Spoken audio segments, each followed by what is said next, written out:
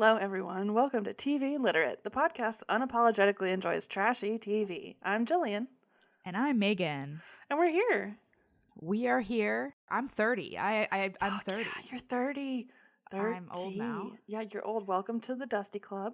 Thanks. Yeah, it's been great so far.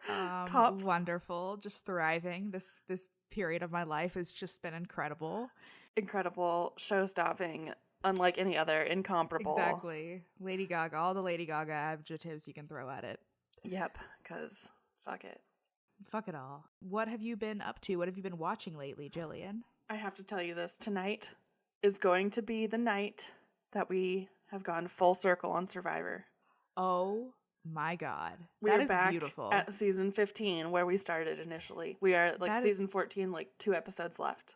I'm so proud of you. I've never been prouder of anybody in my life. It's been a real journey. Like I have learned so many things about myself and the world and mostly the game of Survivor. Yeah, there's so much to learn. There's so many valuable lessons taught on Yeah. Survivor. Yeah, like don't trust any of the dudes that have the long hair. Yeah, like my surfer husband. bros. No. Tyler's not a surfer bro. His hair isn't He's his not. personality. His hair is That's true. an addition to his personality.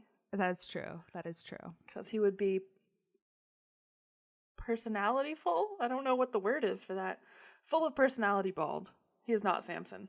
That is true. That is true. Yeah, his hair his personality is not dependent on his hair. That is definitely true. Yeah. But that you cannot say the same for a lot of people on Survivor. So I do see what you're saying. Like the man buns mostly. Yeah, like the surfer bro, long Yeah. hair, like I'm really chill, but I'm actually going to freak out and take it really personally when somebody like possibly votes for me. Yeah. It's like, sir, it's a fucking game.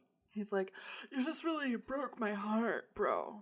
Yeah, it's like the point of this game is to vote everyone else out, so you're the last one there. So obviously everybody else's game is going to be to get you out. That's the whole point. Yeah, it is the whole point.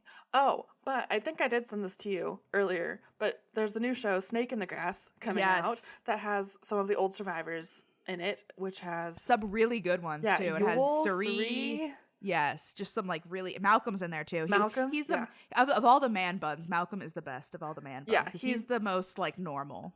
Yeah, I think his hair grows out of a brain instead of just growing out of a scalp. Exactly. So yeah, I'm excited to watch that. Because I have been trying to find and rewatch The Mole and relive that high for like my whole life. Because I've never found The Mole again.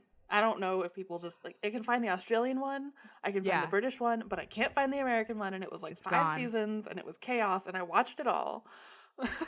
Yeah, no, I'm excited. It sounds like a cool show, and I mean, like it has an amazing cast already. So I'm down for sure. Oh yeah, and I just love that like I hate when people sabotage each other in Survivor because usually the sabotage is like, haha, now none of us get to eat or use a machete. Yeah. But like we're in a game that's like great. meant to be like where you're supposed to sabotage your like it's like Cutthroat Kitchen. Yeah, exactly. Like it's established at the beginning of the game that someone's gonna be fucking with you. You gotta find out who.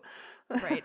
Yeah, but seriously, if anything comes out about Jeff Probst being a piece of shit, I'm gonna be really sad.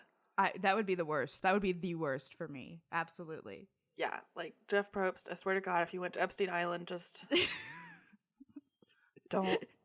Please don't let me find out about it. Let me have like a little bit of peace in my life. Yeah, keep your secrets and throw yourself into the ocean or something. Yes, please. God.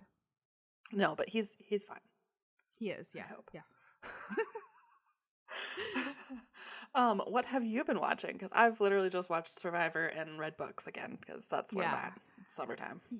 I don't really know. I haven't really watched anything specific. I've had like not a great couple of weeks, and I've just been like floating through time and space. But I have been keeping up with Only Murders in the Building, which I've talked about before, and this season's really, really good. I'm enjoying it a lot. I was a little worried because you never know with a second season, like of like a popular show, but they're doing a good job with it, which is exciting. And then as for like the Big Brother thing, I don't know if I can do it. I don't know if I can do it. Too much.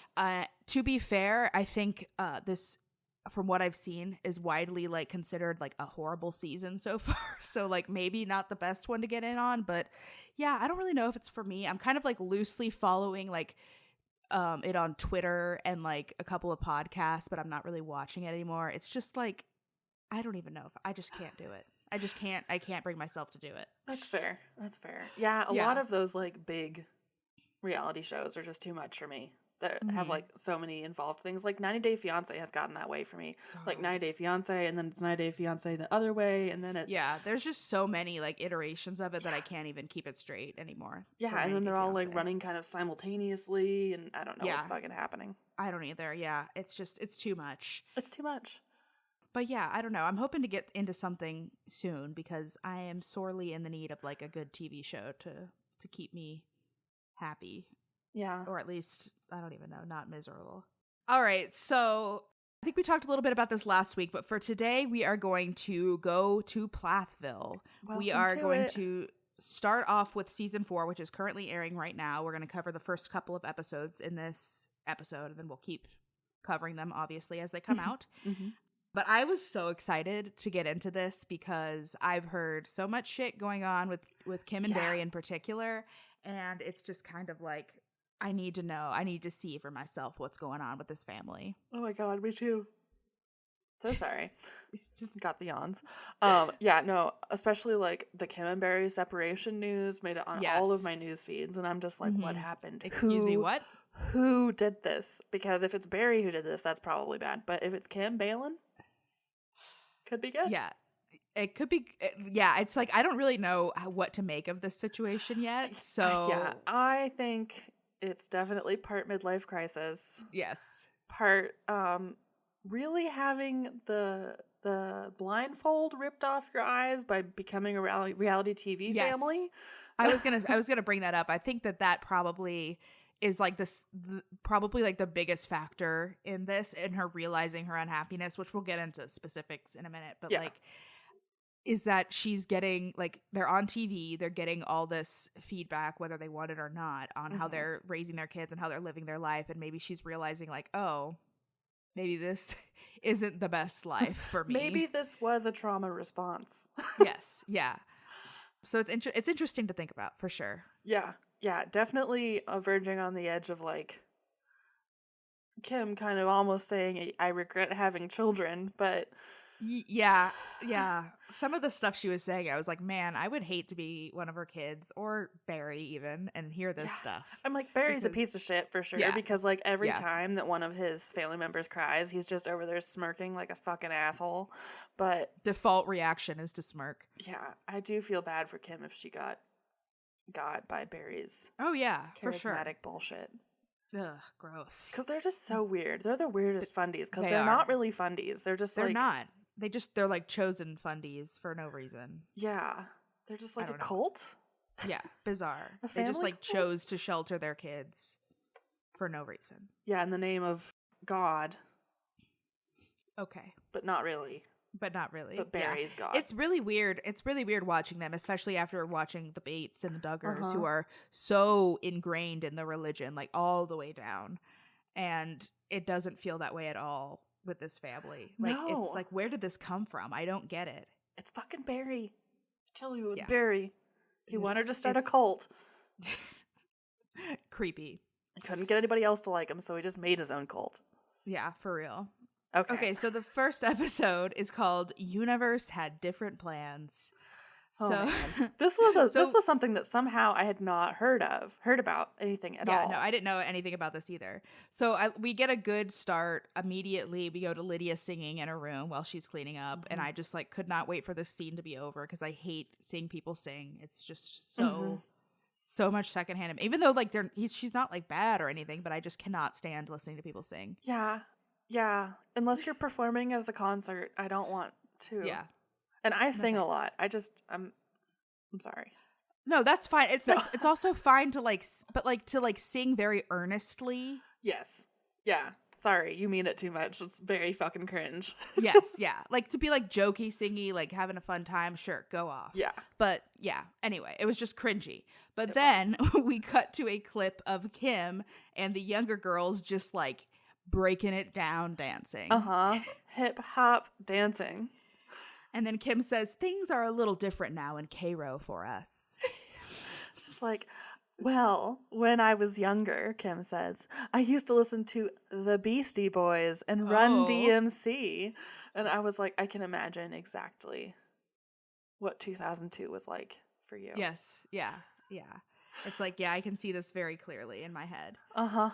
She talks, this is where she really starts talking about and keeps talking about how she like lost herself in being a mother, which I think is a very valid thing. Mm-hmm. Lots of people, mothers, I'm sure, feel the same way, because like your whole life is basically dedicated to raising this other child, and then that child goes on to have their own life and live their own life away from you. And I can see that being very difficult emotionally, and like you can lose your identity very easily in that. So I'm not doubting that at all. No, and add on top of that, your kids rightfully blaming you for making them ill prepared for life makes you really rethink your fucking choices.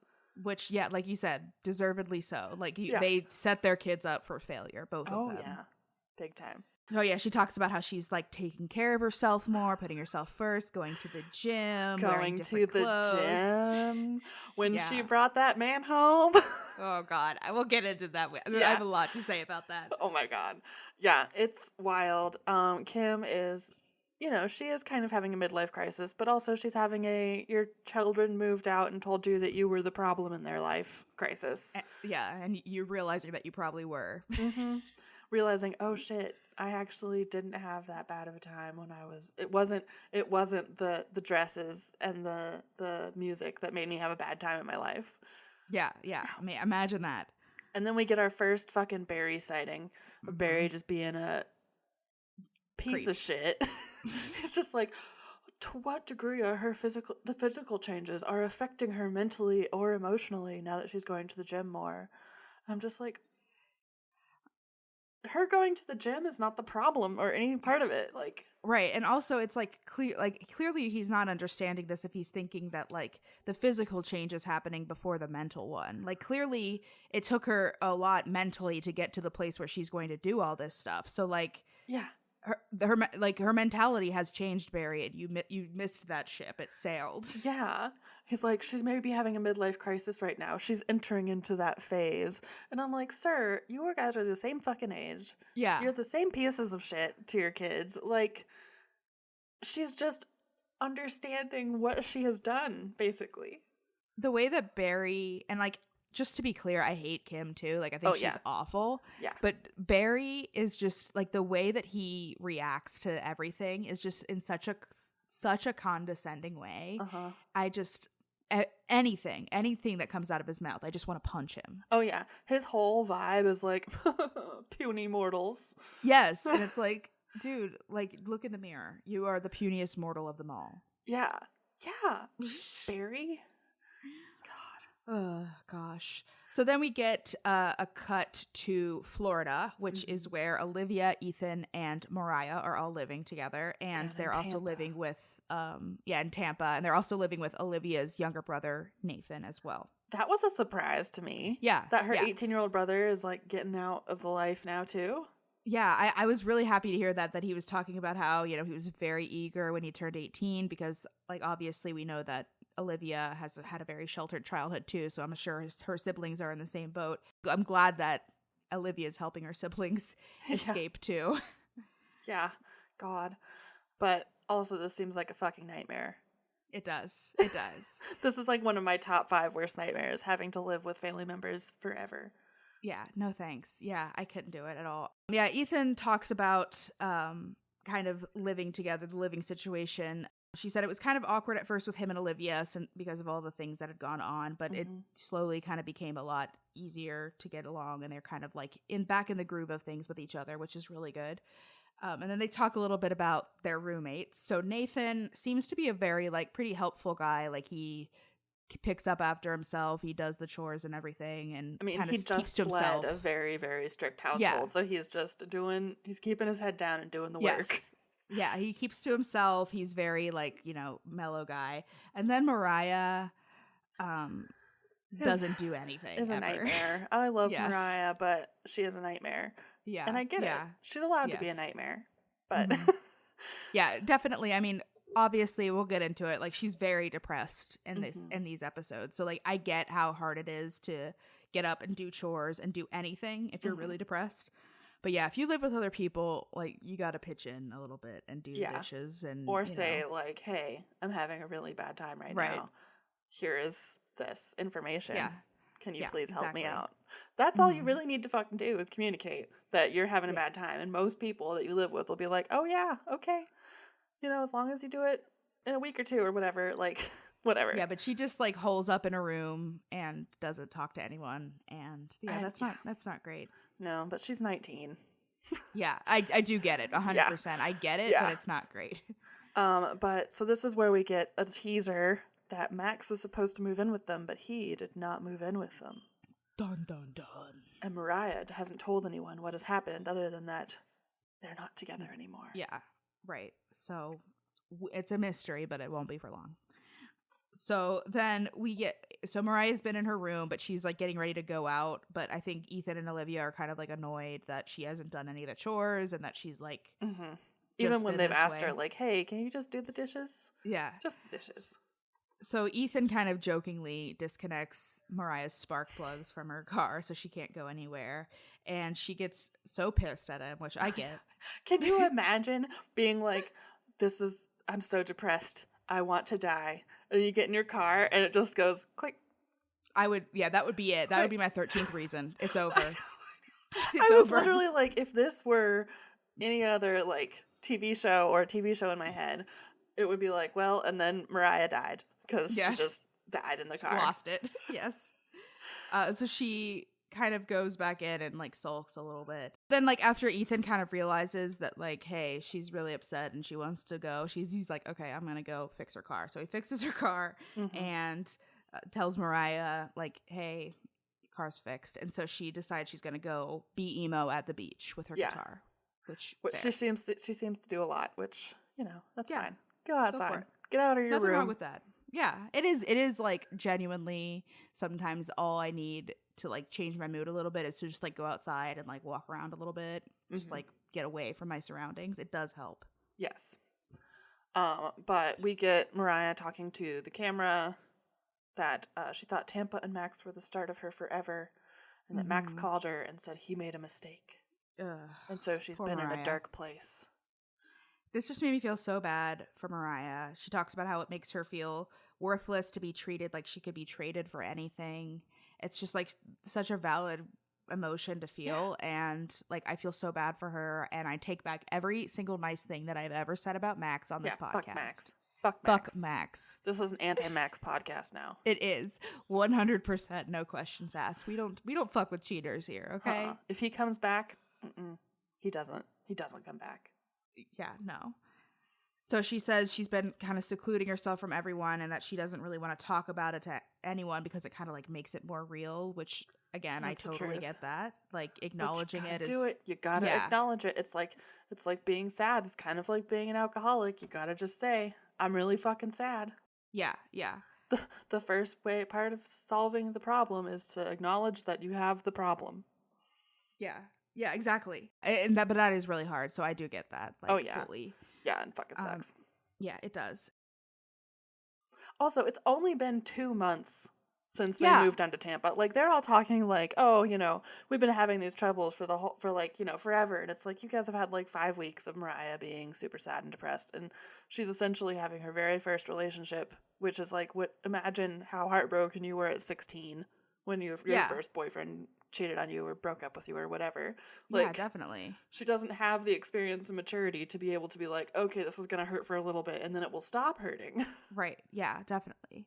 And just like even being that age, even when you weren't like raised in such a sheltered kind of environment, like everything feels so like end of the world at that age. So it's just, it's hard. I feel really bad for Mariah. And put this, she like thought he was going to be with her through this whole hard time of like moving away from her family. And that's a big adjustment. Yeah. And he's just just to be alone during that. Yeah, it sucks. I feel so bad for her. Yeah. And then you have to go and live with your brother and his wife and be like, oh, they're so in love. Yeah. And they're like reconstructing their relationship and really getting along. I'm sure that's like, while she's happy about that, I'm sure it's not easy to see. Yeah. No. Yeah. But so then we switch things up a little bit and we go to LA, which is where Micah is. LA. LA. And shockingly, I don't know if you were expecting this, but LA is very different from Cairo. Whoa. Who I know, knew? right? I thought Cairo and LA were very similar. Same. But Micah kind of is talking about his experience in LA, and he talks about some of the things he's done. He says he's tried weed. Go, Micah. He said that he even told Kim and that she didn't care, which, okay. Yeah, and then he said, he said that her mom used to grow weed, and I'm like, I bet. I think Kim's family is all just hippie dips. He talks about dating and stuff in LA and how much, like, obviously he has a lot more options in LA than he had in Cairo, and how just like the types of girls are very different in LA than they are in Cairo, and how there's even boys who look like girls out in LA, which, wow. Yeah. Oh, Micah. Poor Micah. They're just like little kids in an adult body. Yeah, it's like having a 6-year-old being like, there are some boys who look like girls. And it's like, yep, honey, that's normal. Yeah. So the thing that really got me about this segment was they did the flashback to the season 1 talking head of Micah being like, I don't even want to live in a small town. I want to live on the edges of a small town. And then he's like, LA! Yeah, he's like, I didn't know shit back then, guys. Sorry. Yeah, just parroting what their fucking parents said. Yeah, which, I mean, like good for Micah. Micah seems like such a, like, I don't even know. I wish I could be more like Micah. He seems really to just, like, be able to fucking bullet on this. Go through, like, just move to LA. He doesn't even have, like, a place to stay, really. He's just kind of, like, crashing. Like, hell yeah, Micah, live your life. Like, I respect it, because I could never do something like that. Yeah, if that's not the California dream, I don't know what is. I know, right? And like Micah is such a like likable guy that he has like no problem making friends. I mean, he's the real life Mr. Peanut Butter. Yes, 100%. 100%. Let's see. Oh, we also like have a scene with Micah and some of his friends working out at a house, and I loved that he had no idea what SNL was. They taught him what SNL was. God, it was so cute that Hayden just like teaches him all of the pop culture stuff that he missed. I'm like, that's what he needed, was like a translator friend. Yes. To be like, oh, you're not stupid. It's just, here's the context. Yeah, and it genuinely seems like his friends are like trying to like teach him these things and like talk about it and not like make him feel like shit for not knowing it. So I appreciate that. Yeah, it does give me a little faith in humanity, that it's just like, exactly. He's not being relentlessly mocked. He's just like, oh, I lived sheltered, and they're like, yes. Oh, okay. Yeah, he's like, I haven't seen Harry Potter and I don't know what Saturday Night Live is, but here I am. Back to Tampa. We get Ethan and Olivia are going rollerblading together. Oh, right. And they start talking about how close they were to a divorce, and that they're doing so much better now that there's not parents creating fucking drama, which... Yeah, you'd think that's who to thunk and it. she just said that having space from Cairo and like a space of their own to like, be able to like establish their own relationship has been really helpful, and to be like away from obviously the parents. So yeah, I am constantly like impressed by how Ethan and Olivia handle things within their relationship, because they're only like 23, 24. Yeah, they're 23 years old. They're babies. Yeah, it's like they're babies and they have a lot going against them, but they are still like so mature about how they handle it, and they genuinely care about the other person. So I love them. I do. I know, and they didn't even have like good examples of parental marriage relationships. Like it's amazing that they've turned out this like self-aware and just like accepting, because I think honestly it's that Olivia was like, all right, therapy. Yes, yeah. Just having somebody else to be like, okay, Olivia. You're not being crazy. You should just say your feelings. Yes, exactly. So then it's Thanksgiving, and Mariah and Ethan are hiding in the garage so that they can avoid cooking. Yep. And they're leaving it all up to Olivia and her brother Nathan. And they talk about how they didn't really celebrate Thanksgiving growing up. I think that's true for a lot of like fundy families. They don't celebrate like a lot of the holidays that the like normal people holidays. celebrate. Yeah, now it's all the like main Christian ones, and then they're getting weird with the Jewish ones now. Have you seen all the fundies who like celebrate Passover and shit now? Yes. It's I don't quite get it, but it's bad vibes. Whatever. They're celebrating Thanksgiving now, thankfully. Yes. Because Thanksgiving, Thanksgiving is just about eating. Yeah. Fuck Columbus and fuck the Pilgrims. Yeah, fuck that. But just like eat. Yeah, just have a turkey together. Eat and be together. That's what Thanksgiving is about. Yes. I mean, I can't argue with that. So then Ethan surprised Mariah by having Micah show up, and Mariah was like so excited to see him, and she was like crying, and I think Ethan said, "You made one of her veins pop out," when he came in, which was so funny. It was so funny. This whole part was so funny because, like, Micah is just a good... Yeah. I mean, he's Mr. Peanut Butter for everybody because he doesn't care. He's just vibing. He's having a nice time. Yeah, he's just vibing. And then him and Mariah, remember, they lived together in that apartment, like, when they first moved out. So I think that for a good part of it, for the good part of them, like, first leaving their parents' house, they were their biggest support system. So I think that they really, like, lean on each other a lot. Oh, yeah. So they were showing Micah around their house, and Ethan... They like went into the bathrooms and Mariah's room and everything, and Ethan just says, "The good thing about this house is that it has fart fans." Yes. I was like, yeah, that is true. That is the good thing about that house. It is a plus, especially in fucking Florida. Oh God, yeah, you need ventilation. It's just in like Florida. Fart humidity. No thanks. No thanks. I can feel it and That's smell fart it and mist. breathe it. That's mist. Fart mist. Ew. Ew. So then Mariah is kind of catching Micah up on what's going on, kind of, but not really, because she doesn't really want to talk about it. But Micah kind of asks, like, is Max moving in? Like, what's going on? I haven't heard anything. And Mariah's like, yeah, we aren't together. And then she kind of breaks down. And it was just nice that, like, Micah was there for her, and it was clear that he was like, he was curious by what was happening, but he wasn't like pushing, which was all good. of these people. Yeah, exactly. Like all of these people being like, oh, you know, if you don't want to talk about it, that's fine. Like, yeah, wow, I love the boundary. Yeah, exactly. Like, tell me what you want to tell me. You don't have to give me the details that you don't. Yeah, that's like how you should handle something like that. Yeah, just which again, like, I doubt that that's how Barry and Kim handled things. You know, they didn't care about their kids' boundaries, I'm sure. No, never. So, I mean, they go into Lydia's prayer closet and read her journal and shit. Yeah.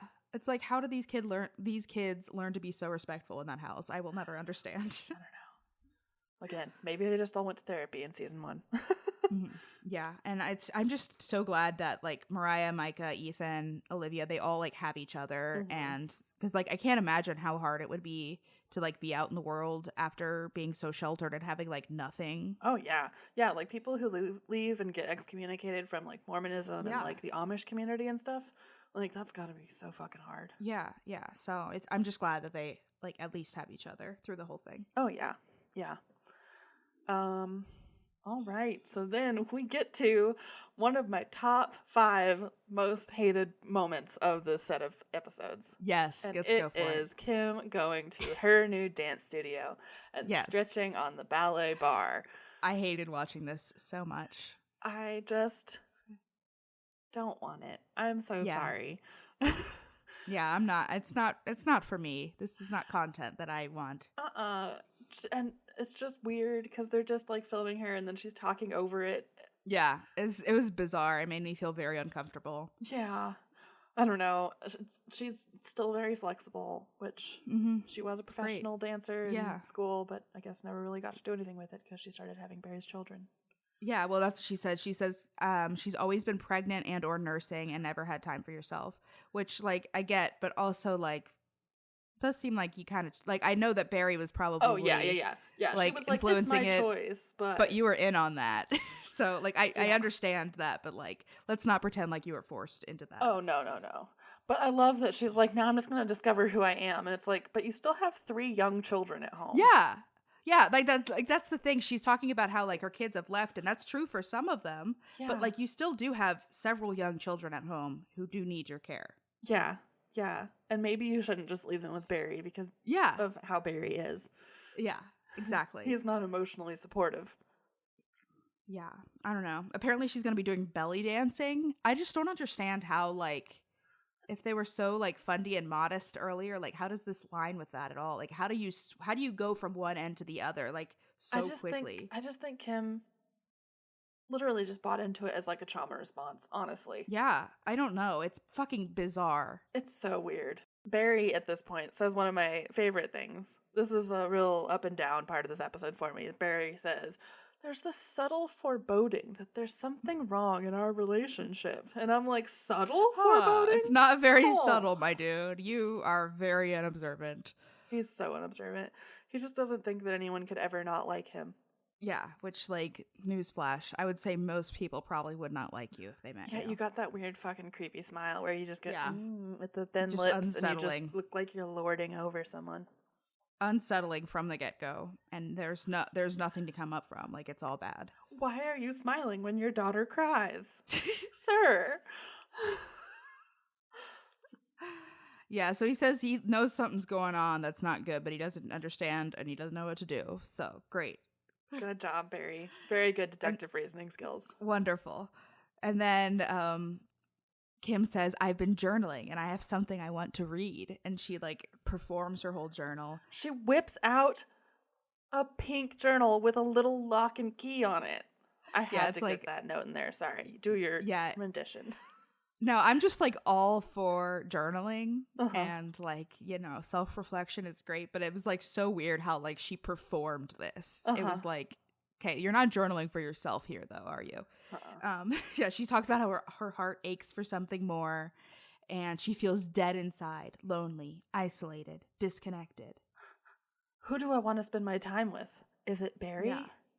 And it's like, it should be your children.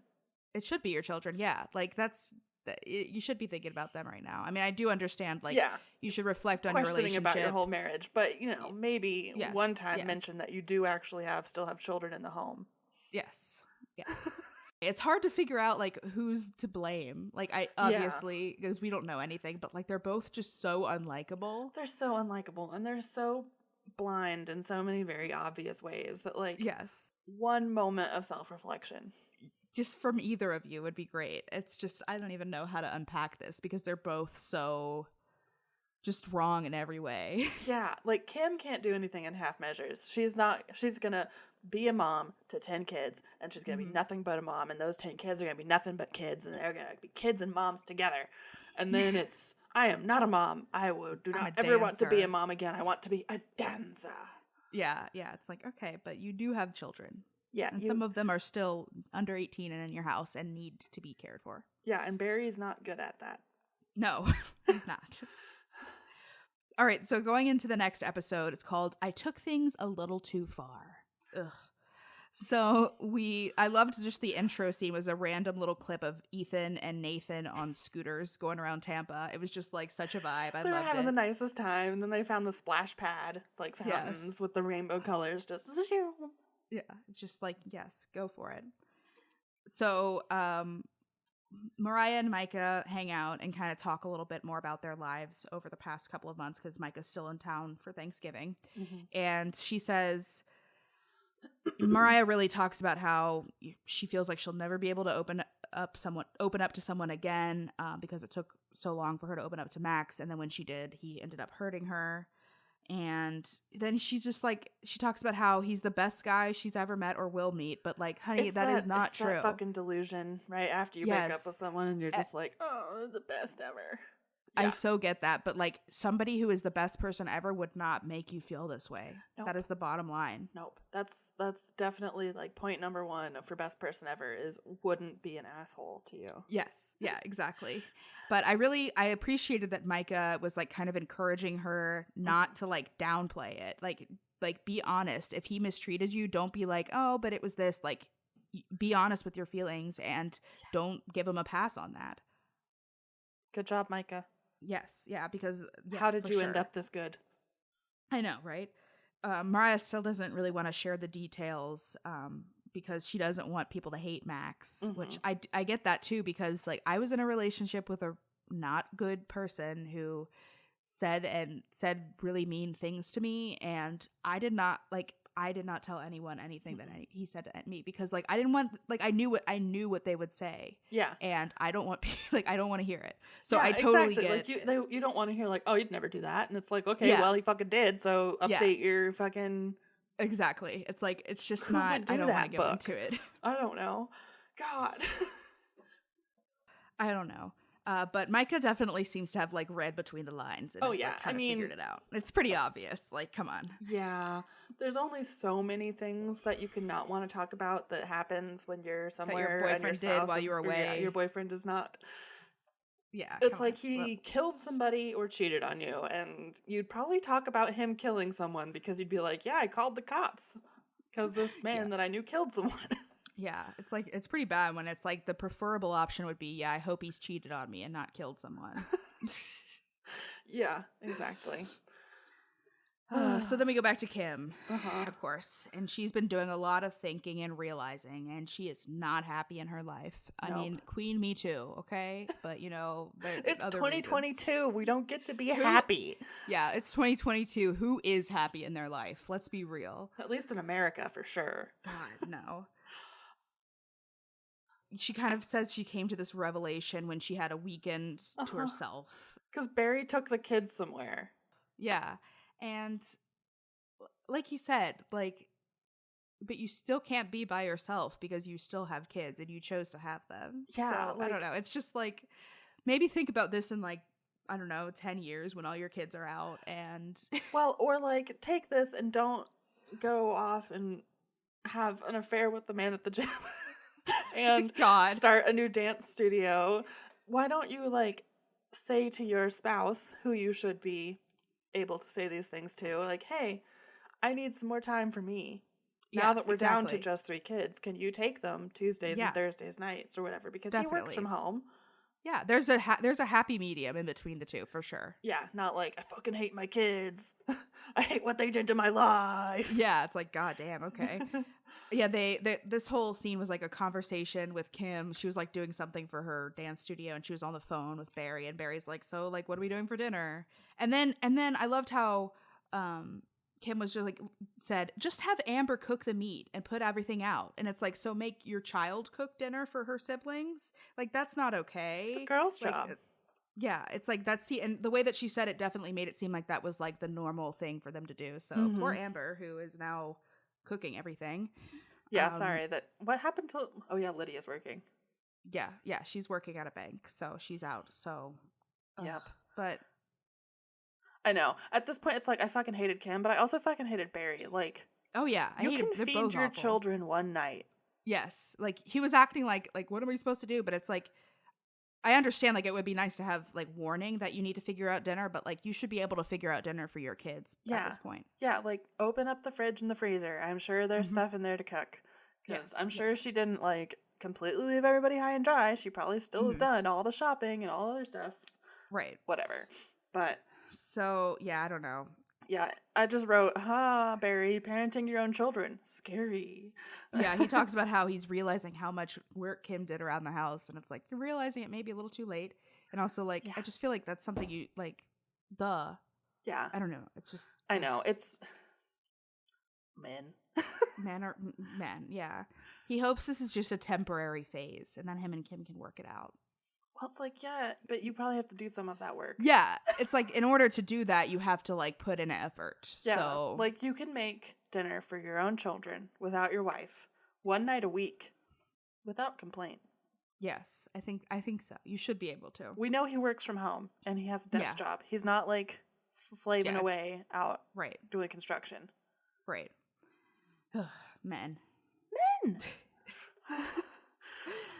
So we go back to Florida next, and Olivia is also working from home, and Ethan isn't working at the time, and so they are spending a lot of time together, and it seems like that's mostly a good thing for them. I think that could go either way with couples, thankfully for like me, because you know, pandemic, I've been stuck in a house with my husband who has worked from home since before the pandemic. Thankfully, we like spending time together. Yeah. Because otherwise it would have been a fucking nightmare. Yeah. And you know how to like give each other time space apart while still being in the same house, like being alone together. It's definitely, I mean, I could see it being tricky though for some couples for sure. Well, and especially when you add in 2 siblings in the house. Oh yeah, that would be a fucking nightmare. Yes. Ethan says he's taking a break from working right now because he's been working his butt off since he was 15, which I say good for him. Yeah, I mean, he had savings. Yeah. Take a break. Do what you want to do, bud. Exactly. I just don't know why.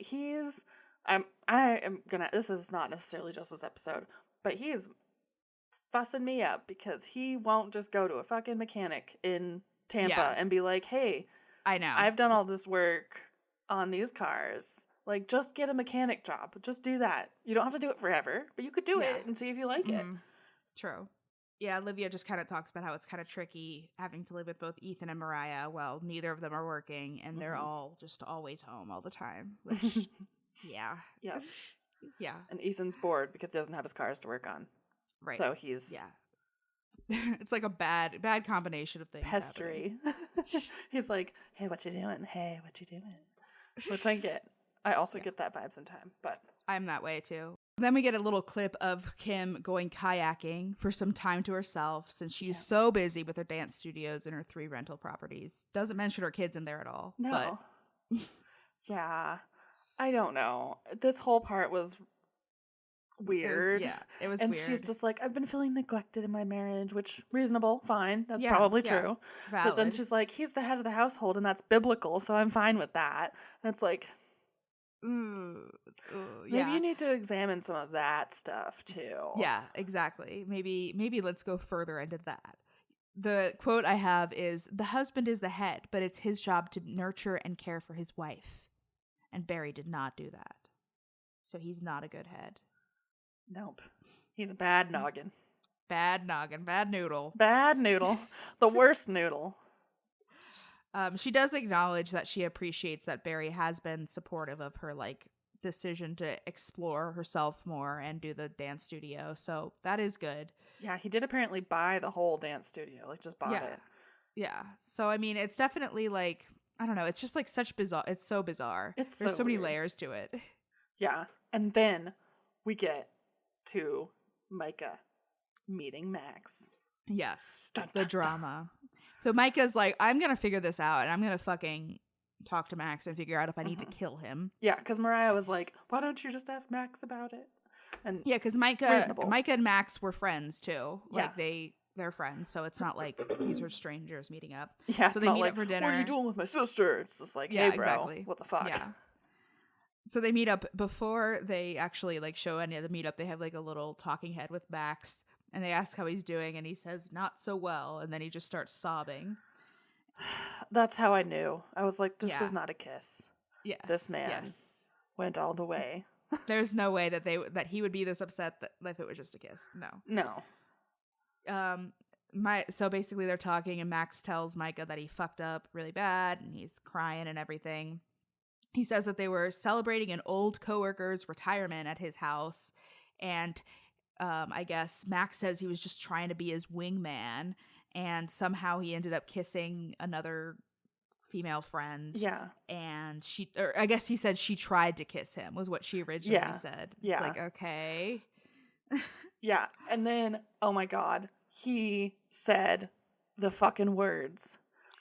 Mariah, I was just proud of myself for not letting it get too far. No, sir. That means you full on cheated. That's P&V cheating. If a man said that to me, I would just hang up the phone and be like, "Okay, this is done. I can't handle it. Gross. Nah, go fuck yourself." That's the grossest thing anyone could say in that situation.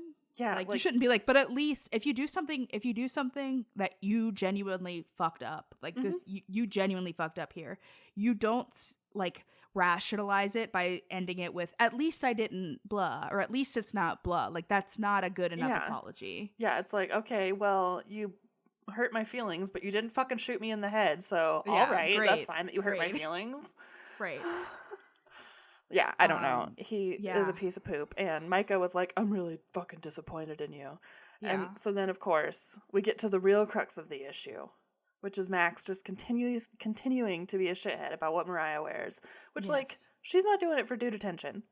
She never seems like she's, walking around being like, ooh, look at me, or whatever. No, it genuinely seems like Mariah just really likes to express herself with her wardrobe, and she's not gotten an opportunity to express herself at all in her whole life up until this point. So, why don't you let her have it? And if it makes her feel good, if it makes her feel confident, That's all that matters. And it's like you said, it's clear that she's not just doing it to like get guys' attention and to look like sexy and stuff. It's like, this is what makes her feel good. This is what she wants. So you should either support it or you can go. Yeah. I mean, it's what she's like wearing at home with her family. It's not like she's going out like hussing around. Even if she were, get fucked. She's a 19-year-old girl and she's been sheltered her whole life. So it sounds like not only did Max cheat on her, but then like made her feel like it was her fault because then insulted her because you were cheating with how you dress.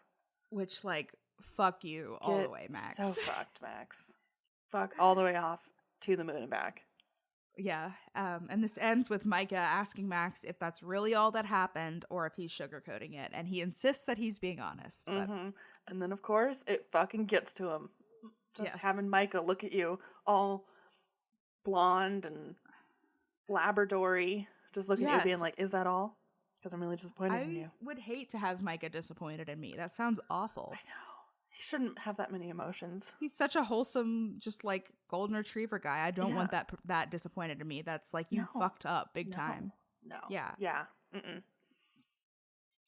So then Micah FaceTimes Mariah to kind of go over everything that was talked about. And Mariah says she feels relieved that Micah knows, but that she wasn't the one who had to tell him, which I get. Like, it's a big burden to have like bad news of a bad thing that happened to you and then have to tell everyone about it. Yeah. Yeah. It's like re-traumatizing every time you have to fucking say it. Every time. And so I totally get that. Yeah. And she says she believes Max is sorry, but doesn't want to settle for someone who cheats on her, which, yes, don't. She's getting there. She's almost there. Yes. And then she talks about how she won't change who she dresses for anyone. And as a part of loving someone unconditionally is accepting every part of them, which is true. Yeah. And it's something as like. Yeah. It's like it's what she wants to wear. Yeah. She's not like murdering hamsters. Yeah. Like, you got to stop doing that. No. Yeah. No. Yeah, she's just like wearing like revealing clothing and going to the gym a lot. I mean, she's 19 again. Yeah. That's if you're gonna do like that, you have such a small window of dressing like that, like acceptably. Yeah, you have to take advantage of it when you can. Yeah, you've got like 19 to 24 max. Exactly. Go for it. Yeah, put it all out there. Get weird. Go do weird dancing. So since Micah is in Tampa visiting, they decide him and Mariah are going to drive up to Georgia to visit the rest of the family. And they don't know anything about Max and the whole situation. So we're going to break it all over again. We're going to re-traumatize ourselves again. Oh, man. Yep. And fucking Lydia. I know. I was so pissed off at Lydia during this. Wow. But we'll Who knew Lydia would go bros before hoes? I know, right? So Micah catches them up on California, says he's been having fun modeling, taking acting lessons, all that stuff. Kim kind of catches them up on what's going on with her because obviously a lot's changing in her world. Yeah. And she's going to be teaching line dancing starting next month. Which does track for me on what a Christian woman would teach as line dancing. Definitely. And so then we get an update on Lydia, who's been working at a bank, and she hasn't talked to Mariah much since she left. And so then she asks if Max will be joining them in Tampa, and Mariah says they have a lot to work through and that they're not together right now. And it was good because they all like weren't pressuring her to tell what happened. So I appreciated that. Did you catch right at the end of this part where Kim and Barry are talking in the kitchen? Barry is standing there and they zoom in on his hand and he's not wearing his wedding band. I didn't notice that. They like did it real quick. It was like his hands on the counter like this. And they just like zoomed into his hand and then they looked up at Kim and it was so weird. Yeah. And I was like, oh, he's not wearing a wedding band. Yeah, which like, I mean, some people don't wear wedding bands. I don't think that's like inherently weird, but like, if they focused on it, then obviously that's like weird. Yeah. That whole scene of Barry and Kim in the kitchen was they're just like so awkward talking to each other. Like, there's nothing there at all. There's nothing. No. So then we get into the bad part where Mariah and Lydia are having a chat together. And I was like, oh, good. Mariah gets to talk to her sister. Maybe this will make her feel better. So I don't know. Does she like say anything? Does she like tell the details? I can't remember. No, she doesn't say the details. I mean, she says that I think she says he cheated on her, and that's all she would say. Yeah. And then Lydia's like, I still text him a lot. Is it okay if we still hang out? Like, would you be not okay with that? Yeah. It's like, no, don't hang out with my ex-boyfriend. You are my sister. And like, you, like, did he cheat with you? Reason. Like, please tell me why you're still talking to this man.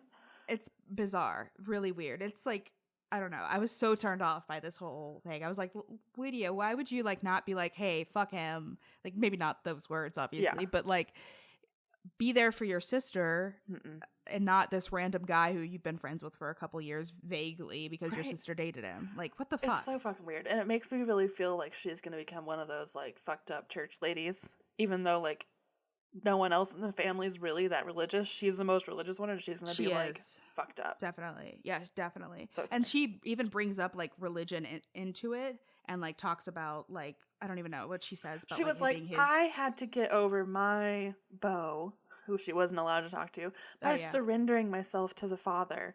And I think that may be all you have to do.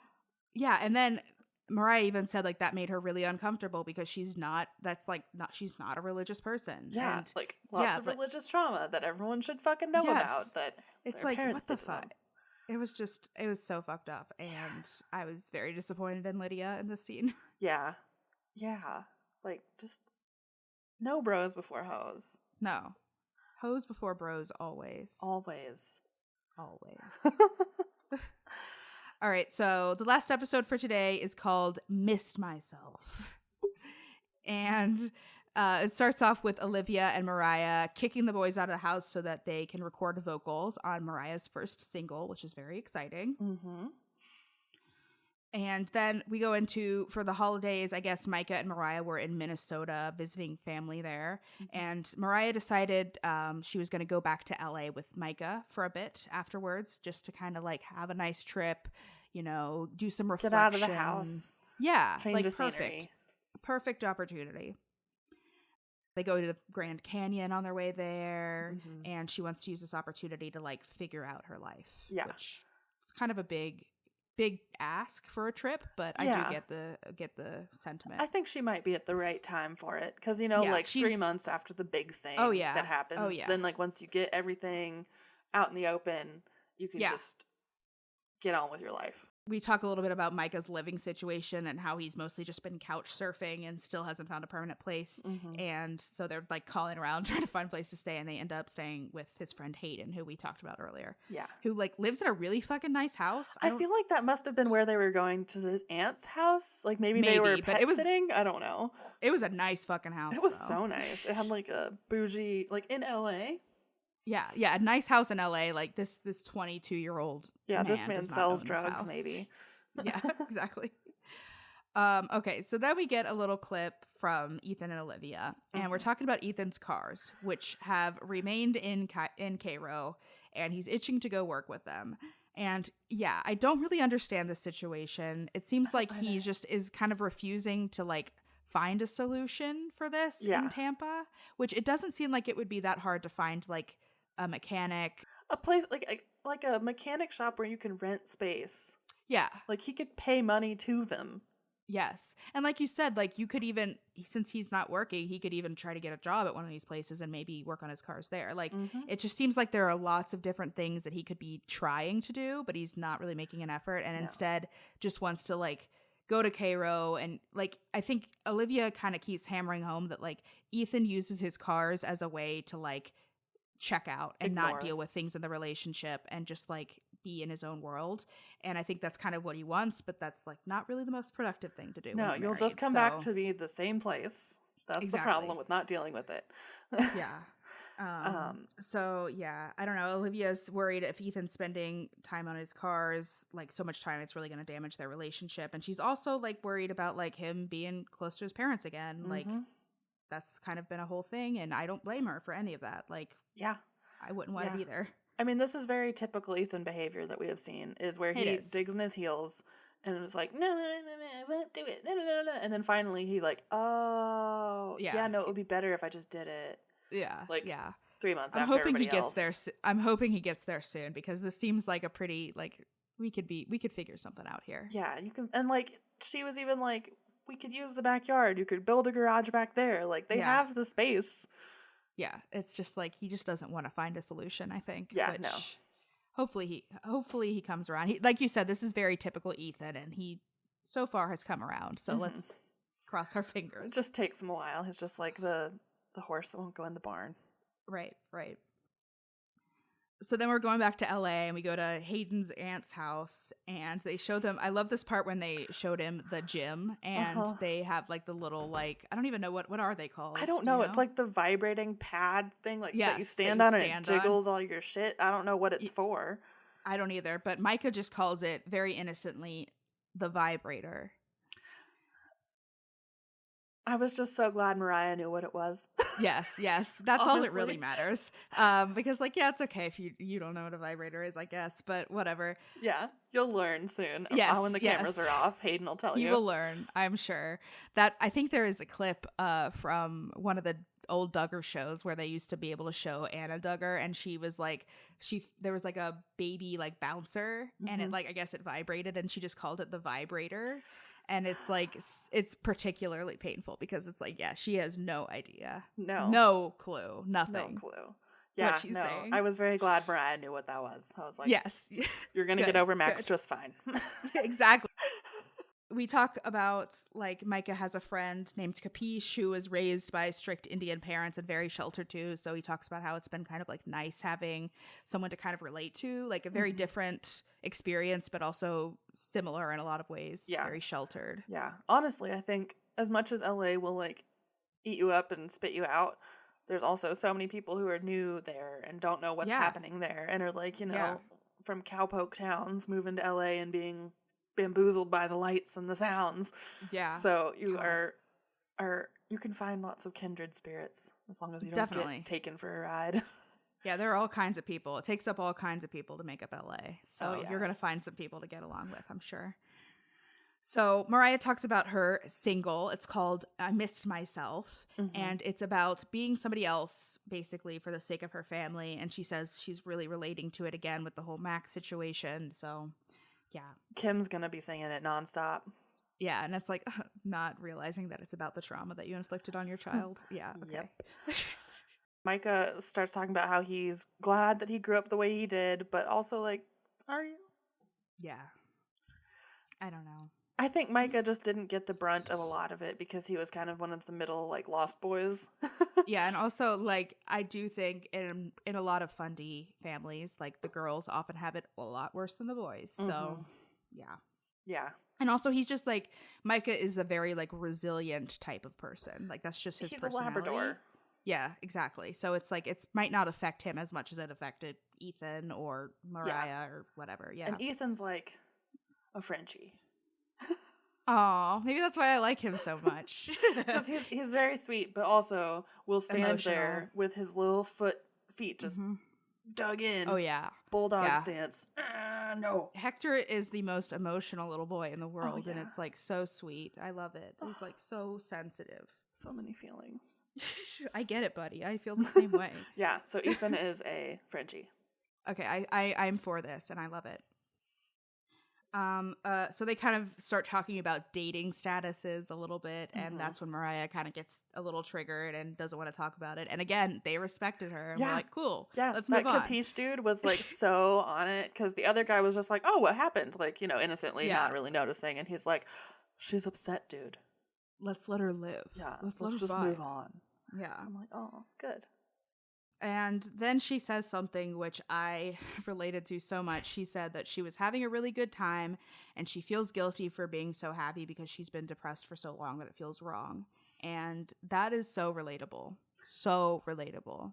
Slam dunk. like damn. Yeah. I can't, like, it's even the good times are bad when you're going through a hard time because then you feel bad about feeling good when you're having a bad time. Yeah. It's bad. Yeah, but Mariah, he cheated on you. You shouldn't be sad anymore. He's a fucker. He's the fucked up one.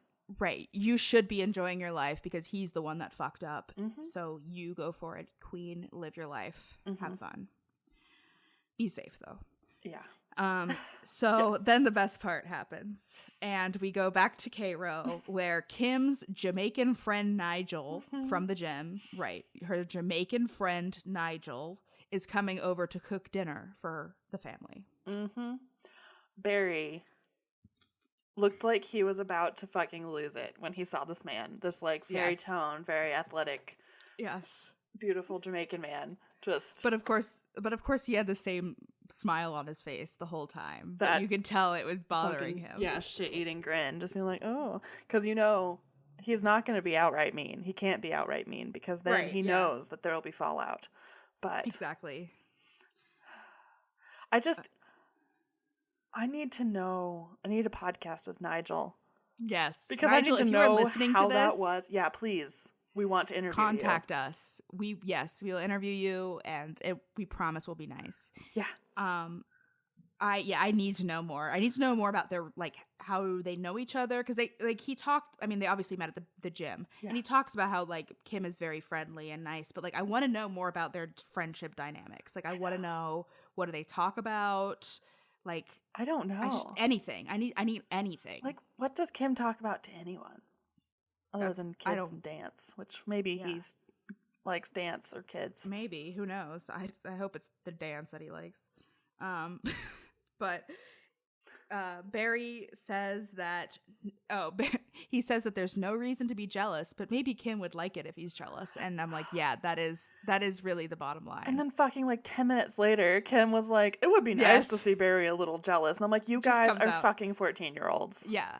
But yeah, this 100% when he walked in, and it became so clear to me that it was just about getting a rise out of Barry, and Barry wasn't going to give it, and it's just going to make it even worse. And it's like, this is so juvenile. Oh yeah, and Nigel's just there, just like, I'm just having a nice time making some rice and peas for you guys. Yeah, Nigel was just trying to make them a nice Jamaican dinner, and can't fault him for that. He was really focused on his cooking too, like he was into it. He was, and he was telling them all about it, and only a couple of them could understand his accent. Yeah, classic. Yep. I like American food, like hamburgers. At least they didn't say, we usually only eat American food, which is what Aaron said. They did make at least 2 Jamaican jokes. Yeah. Though one of them was just like, I feel like it's not as bad when you're like Jamaica, like you're using the word as a joke, like Jamaican me crazy. Yeah. Like, because it's not like a harmful stereotype. Yeah. That it's rooted in, but like those I'm not okay with. Yeah, but yeah, it's one of those things that, like, when people make jokes about where you're from, even like harmless ones, you're just like, I've heard this 7,000 times. Yeah, like, please shut up. Yeah. Like, when you're from New York, like if you live in New York, you're like, oh, the Big Apple, and you're like, Yep.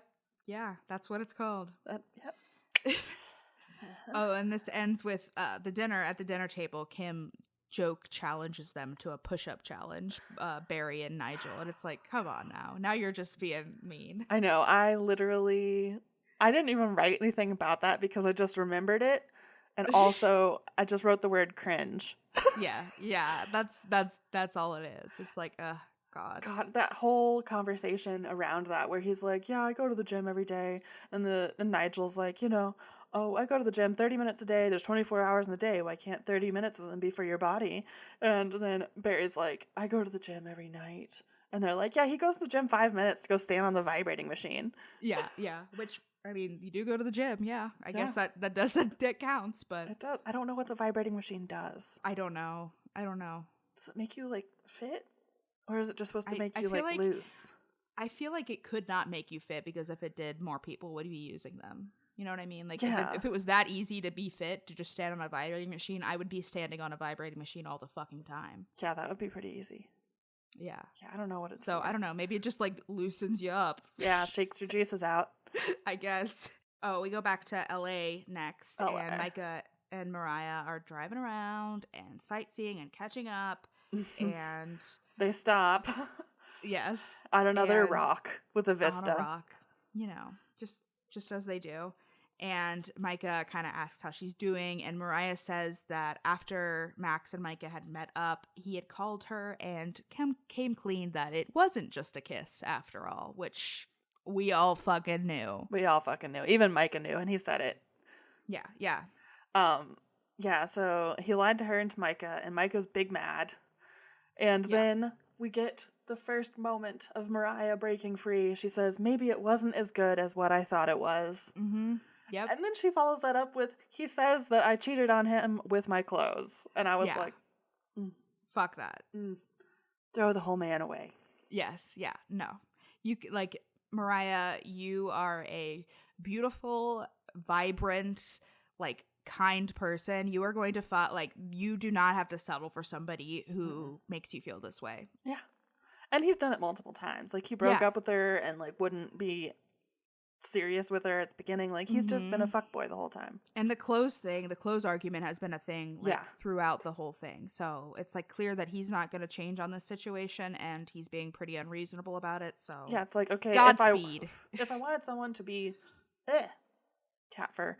If I wanted someone to be shitty about my clothes, I would have just stayed at my mom's house. Exactly. Like use your brain, dude. Yeah. I don't know. He's such a turd. He is. Fuck Max. Again, anti-Max podcast. Yeah, That's and if Lydia still hangs out with him after seeing this episode, this is an anti-Lydia podcast. For sure. So then we get a little clip of Olivia at work. She is shooting a same-sex wedding in Orlando. Lesbians! And Olivia said it was really special that, like, this couple reached out to her and asked her to do their photos, like, given her past and stuff. And she just feels like it made her feel good that, like, they didn't judge her based on how she was raised up. And it does seem like she's, like, I don't know. She just seems... like she's becoming a normal fucking person. Yeah. Like, she's grown so much, and it's nice to see stuff like this. Yeah, I mean, not every 23-year-old is that mature. No, she's been through the shits. Exactly. Like, not every 23-year-old who has reasonable parents is this mature and normal, let alone somebody like Olivia who was raised in such a sheltered. Yeah, you basically have to, like, escape your life, and you don't have the support system and everything. Like, she married to get out. Exactly. So then Olivia is flying from the wedding to LA so she can be with Mariah when her single is released, which I thought was really sweet. Yeah. Olivia's the good big sister. Yeah, I love Mariah and Olivia's relationship. I think that they are, like, I just think that they have so much fun together, but they're, like, so supportive of each other. It's just, like, a really nice thing. I think they're both being who they needed. Yes. As kids, basically. Like, Mariah needed to not be the oldest sister and to have an older sister, and Olivia needed a younger sister to, like, who was like her. Yeah, exactly. Yeah, I think that they both really benefit from their relationship, which is nice. So Mariah's single, Miss Myself, is releasing today, and Micah, and his friends, and Olivia are going to be at the beach to celebrate. And Micah says she's done, like, a complete 180 on her mood on this trip and has been really happy, which is really good. It definitely seems like this helped her kind of get some like closure maybe, and kind of, like, figure things out a little bit. Well, and Max finally admitting that he's a bullshit liar really helps. Yeah, definitely, because it's clear that, like, it was more than just, like, there needs... Yeah, like, you're not gonna dive bomb your entire relationship and, like, start a huge fucking fight if you just got kissed by someone. Yeah, not even, like, because when he like first talked about it, he said she tried to kiss me, which makes it seem like she did it, you didn't want it, but clearly that's not the case. So sorry. Get wrecked. Yeah. But so her single comes out, they play it on a little speaker at the beach, and it was very sweet. And also all of them are going to do so well in LA, because if you can be positive to neutral about someone's kind of bad pop music, you're good to go. You're good.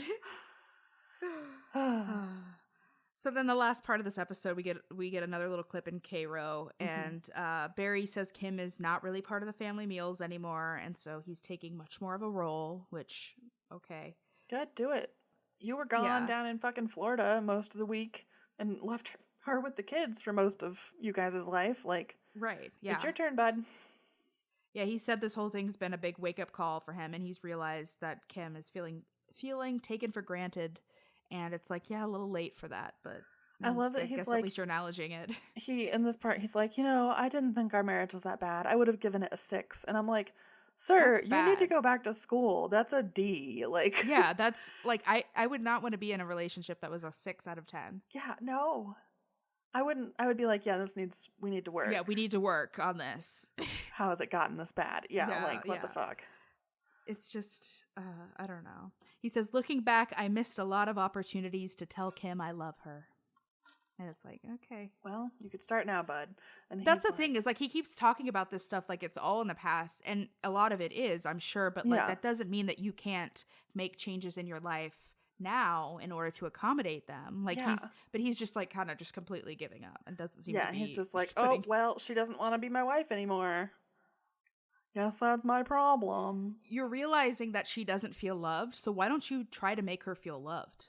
Yeah, or if you don't love her anymore, let her go. Exactly. It's just like, they're like, shit or get off the pod, dude. Come on. Yep.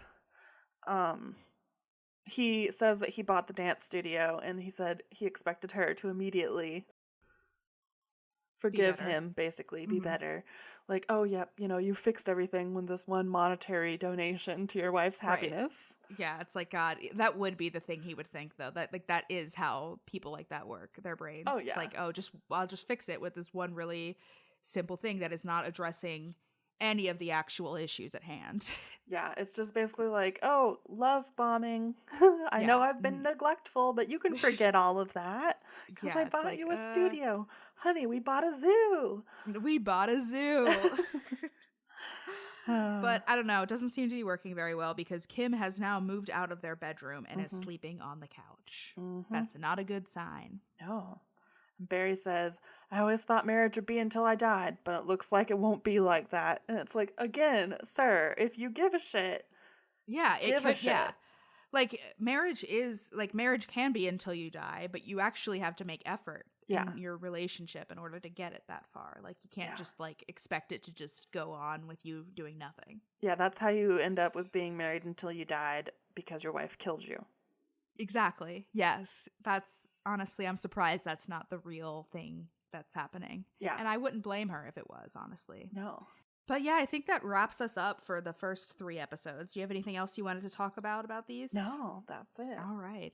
I am so glad to be into this because there's just so much going on, and we will continue on with this season, of course.